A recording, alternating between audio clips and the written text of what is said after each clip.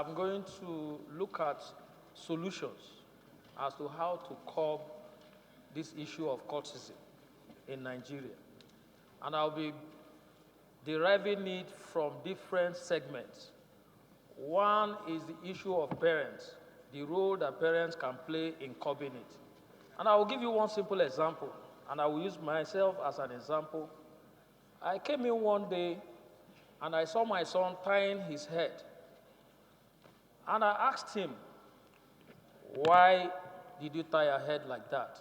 And he said, oh, that I have some friends, we decided that we should tie our head like that. And I asked him, I said, don't you know that this thing, from what I have seen, comes from members of the court? And that henceforth, I will not want you to tie your head like that. And desist from following those friends that have encouraged you to so tie your head. What am I saying? Parents have a huge role to play in addressing it from the grassroots, from nurturing point of view to maturity. Once you take it from the nurturing and ensure that you imbibe in your children the risk of getting yourself involved, even in getting a minute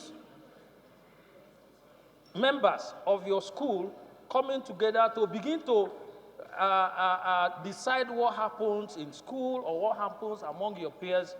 By so doing, it will begin to reduce the impact and the encouragement as it relates to cultism. Secondly, the role that the clergies can play in churches, in mosques. If, for instance, if they can disemphasize on the issue of preaching about financial and prosperity and focus on talking about morality, talking about how our children in churches, because like in churches you have Sunday school, in such Sunday school, such things should be included, where the children can be taught that, look, whenever you see, report to us when you come to the next church, if in your school you see some students coming together and discussing how to deal with their fellow students, because it starts by when you see one of your students well-dressed and the others begin to form envy, and they now decide to deal with that student for overdressing, or maybe in coming to school, the parent brings the child with Bentley, and the other one comes with maybe Lexus Jeep, and they begin to form an opinion of class. Once that can be disemphasized, it will help in curbing it. The other one is the role that the teachers and the lecturers will be playing in solving this thing.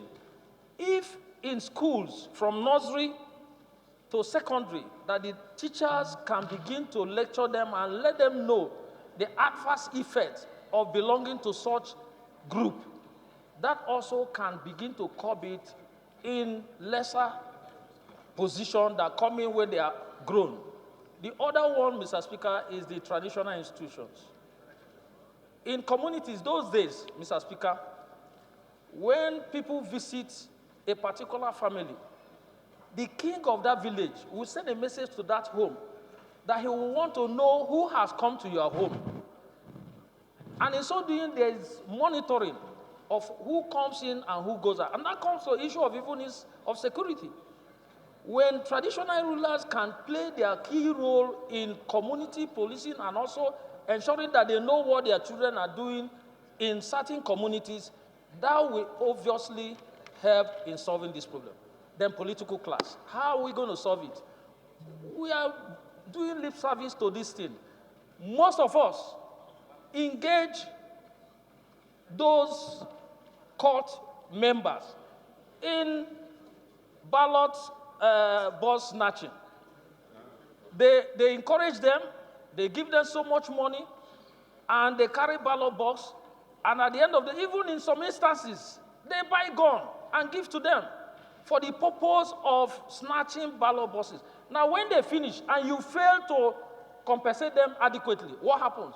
They even go after the person that had given them that gun or the community within that environment, and they form a group in doing this. So if you highlight all these points that I have stated, once you can take them one by one, Mr. Speaker, cultism will be eradicated. The last point is government role in curbing it. Just like the last speaker said, national orientation, but it must be very stringent, very hard on cultism. What will be the repercussion? What will be the effect? What should be meted on whoever that is involved in cultism? Once that is directed very straight. You know, we have a form. When you're filling form, they will say, have you been a member of cult? There should be a whistleblowing side of it, where even when you feel that I have not been, and somebody knows that you have been, there should be whistleblowing to that effect, where somebody will be reported, no, I know him in school. He was a member of IA, or he was a member of this, or he was... And in so doing, then you have nowhere to hide. And that will solve this problem of cultism. Thank you, Mr. Speaker.